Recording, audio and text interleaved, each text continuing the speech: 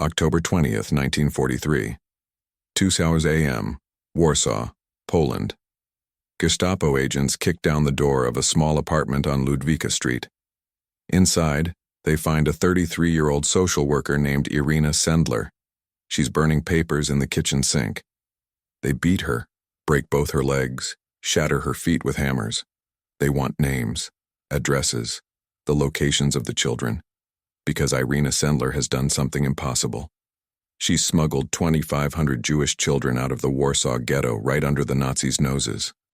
In toolboxes, in potato sacks, in coffins, and she's kept a list, every single name, every new identity, buried in glass jars under an apple tree. The Gestapo will torture her for 3 months.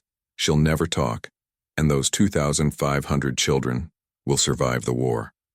Irena Sendler was born February 15, 1910, in a town called Otwock, 15 miles southeast of Warsaw.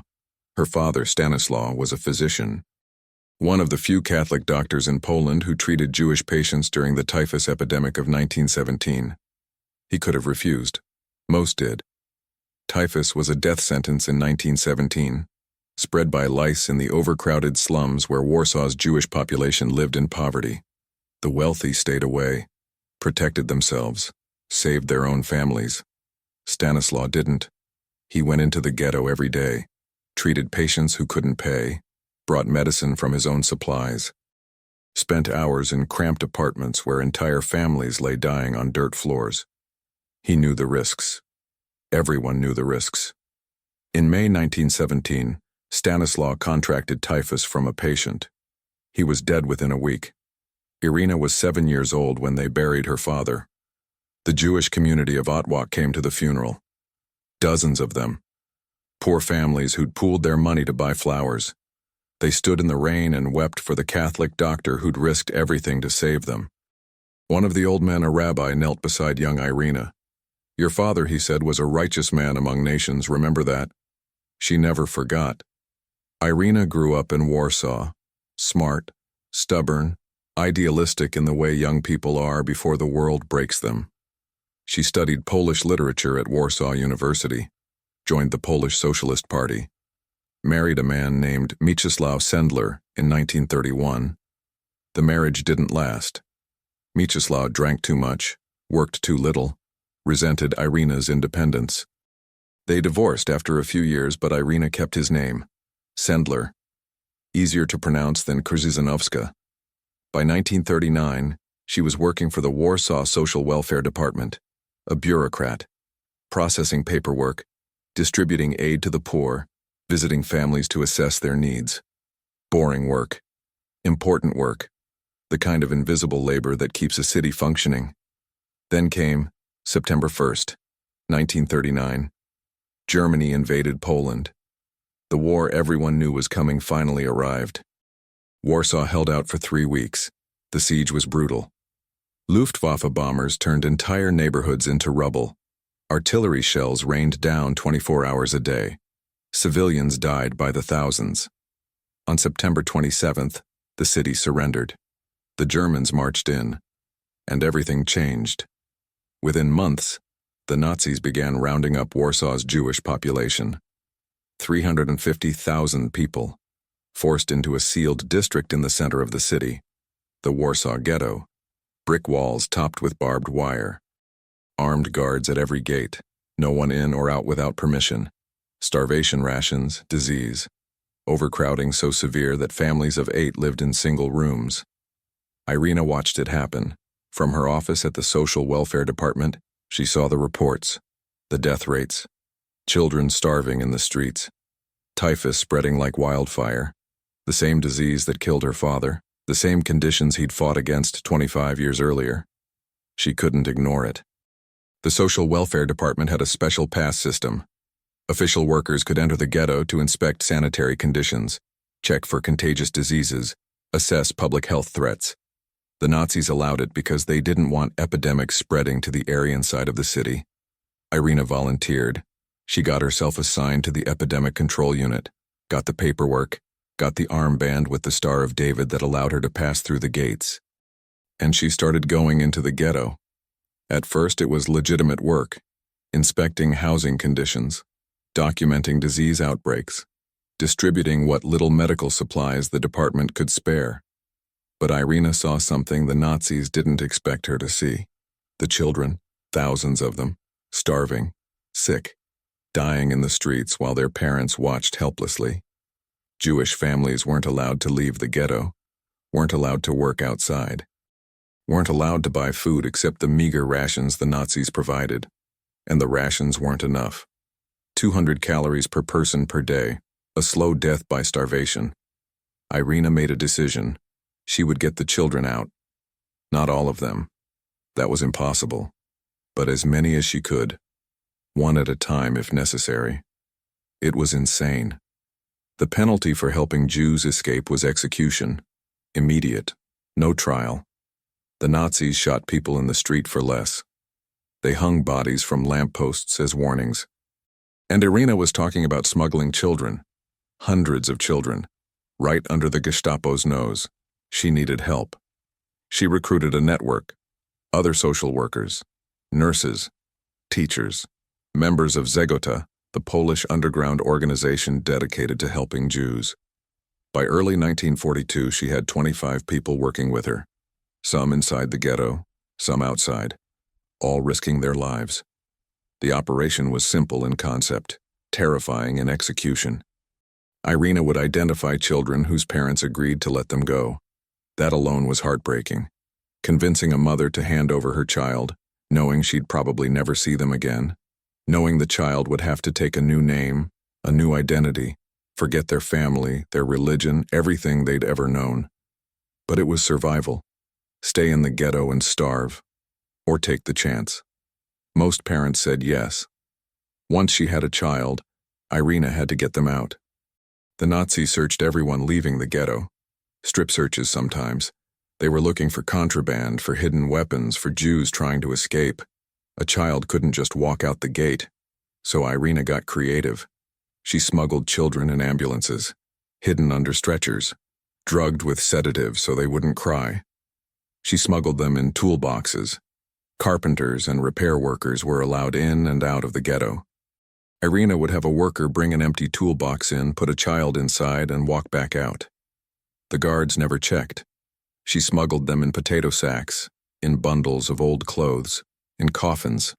That was the worst. The ghetto had so many dead bodies that trucks came every day to haul them away for burial.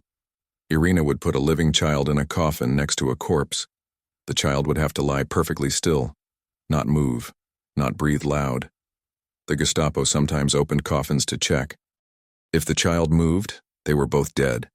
The driver was dead. Everyone involved was dead. It worked more often than it failed. Irena smuggled 2,500 children out of the Warsaw Ghetto over the course of 18 months. 2,500 lives saved. But saving them was only half the problem. Once they were out, they needed somewhere to go. New identities. Forged documents, Catholic families willing to hide them, orphanages run by sympathetic nuns. Every child needed a complete backstory, a new name, a baptism certificate, proof they weren't Jewish. Irena kept records, she had to. The children were being scattered across Poland. Different families, different cities, different names. If they survived the war, if their real parents survived, there had to be a way to reunite them. So Irena wrote everything down. Real name, new name, address of the hiding place, contact information. She wrote it on thin tissue paper in tiny handwriting. Then she sealed the papers in glass jars and buried them in her friend's garden, under an apple tree. If the Gestapo ever found those jars, everyone on the list would die. The children, the families hiding them, the entire network. Irena didn't care. Without the list, those children would be lost forever. She wasn't going to let that happen. The work consumed her. 18-hour days, moving between the ghetto and safe houses, coordinating with Zegota, forging documents, bribing officials, finding new hiding places when old ones were compromised. She lost weight, stopped sleeping, survived on coffee and cigarettes and the knowledge that every day she delayed, another child died. Her colleagues begged her to slow down. You're going to get caught. they said. You're taking too many risks.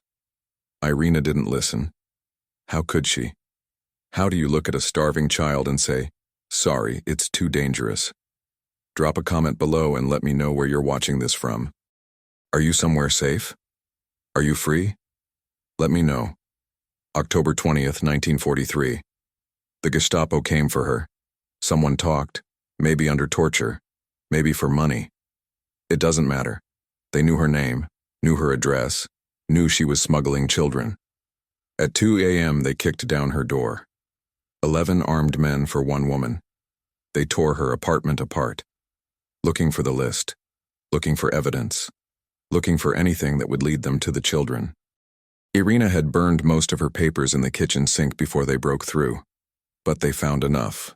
Names, addresses, proof she'd been operating in the ghetto without authorization. They arrested her, took her to Pawiak prison, the Gestapo headquarters in Warsaw, a place people entered and didn't leave. The interrogation started immediately.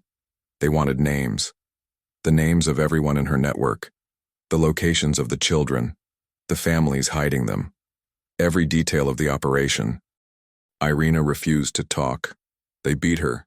Fists, boots, rifle butts. They broke her legs, both of them, shattered the bones with hammers, broke her feet, dislocated her shoulders, knocked out her teeth. She still didn't talk. They tortured her every day for 3 months.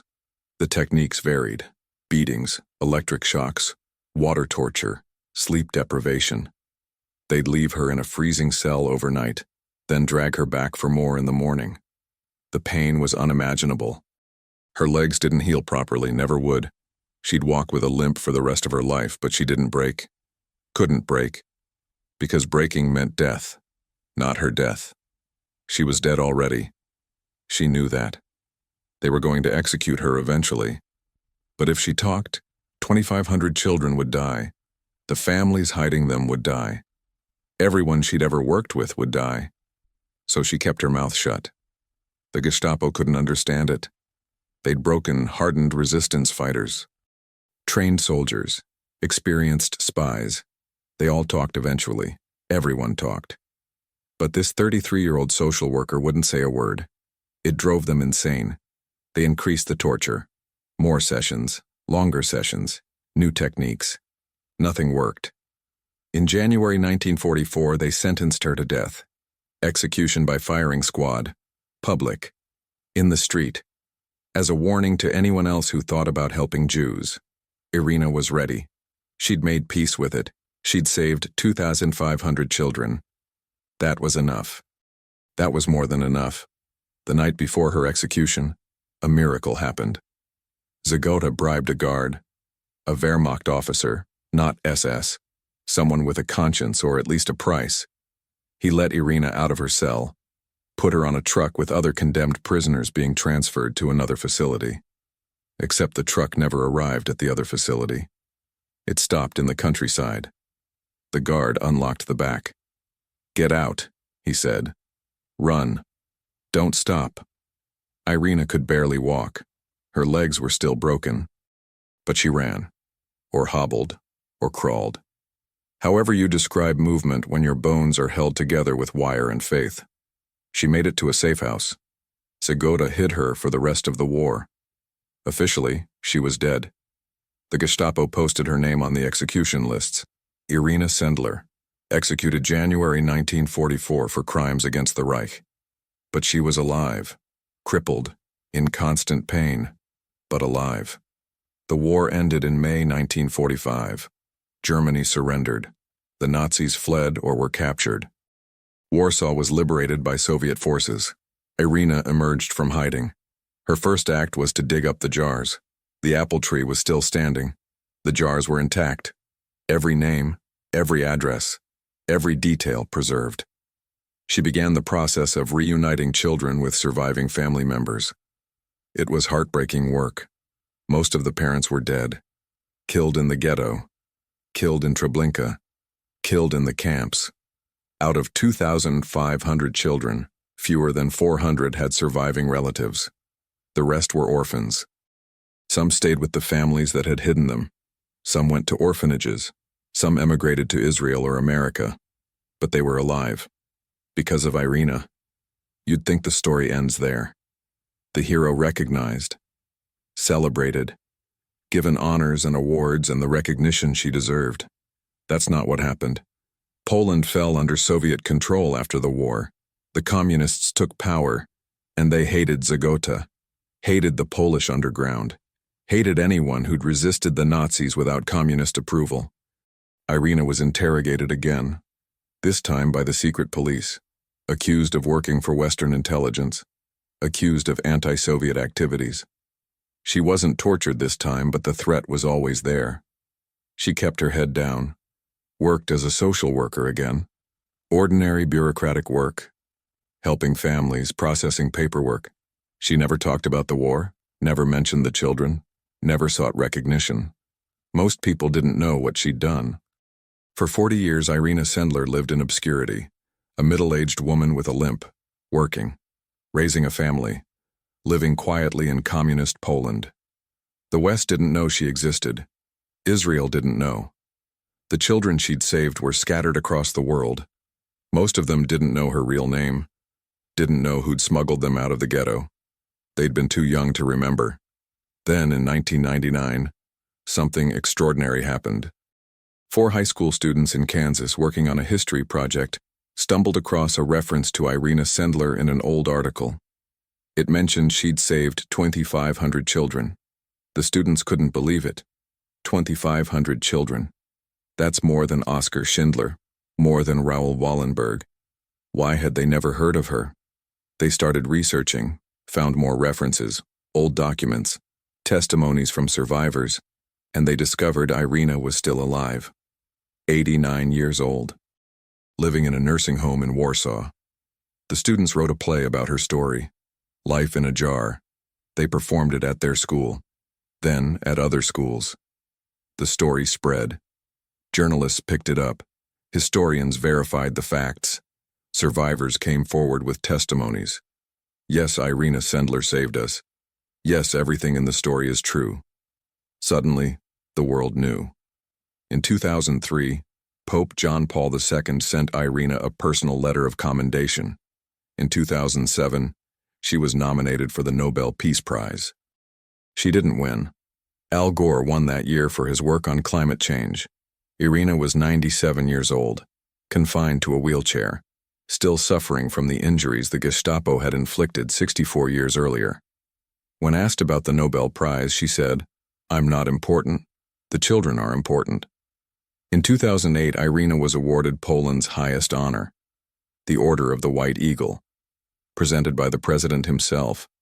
She accepted it sitting down. Her legs couldn't support her weight anymore. The ceremony was broadcast across Poland. The entire nation learned about the woman who'd saved 2,500 children and never said a word.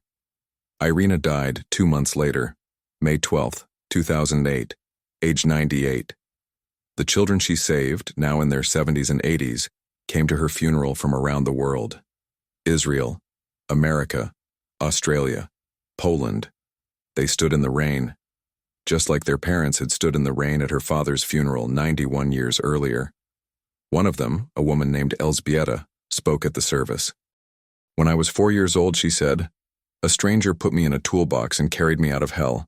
I didn't know her name, didn't know her face, spent my whole life wondering who saved me. Now I know, and now I can say thank you." They buried Irena in Powązki Cemetery in Warsaw. Her grave is simple, no grand monument, just her name and dates. Irena Sendler, 1910 to 2008. But the tree is still there, the apple tree where she buried the jars. It's a memorial now, protected, preserved. People leave flowers there, stones in the Jewish tradition, notes thanking her. The number is what haunts me. 2,500 children. Think about that. Not 2,500 people. 2,500 children. Each one required planning, coordination, risk. Each one was a separate operation. A toolbox, a coffin, a potato sack. Each one could have gotten her killed. And she did it 2,500 times. Over 18 months. That's more than 4 children per day. 4 lives saved. 4 families given hope. 4 futures rescued from annihilation. Every single day, while being hunted by the Gestapo, while living under Nazi occupation, while watching friends get arrested and executed, she kept going. But here's the part that breaks my heart. For 40 years, nobody knew. Nobody cared. Irena lived in poverty in communist Poland, working a regular job, living in a small apartment, no recognition, no reward, no acknowledgement of what she'd done. She could have fled to the West after the war. Could have told her story, could have written books, done lecture tours, made money. She stayed in Poland, stayed silent, stayed focused on the work, not the glory.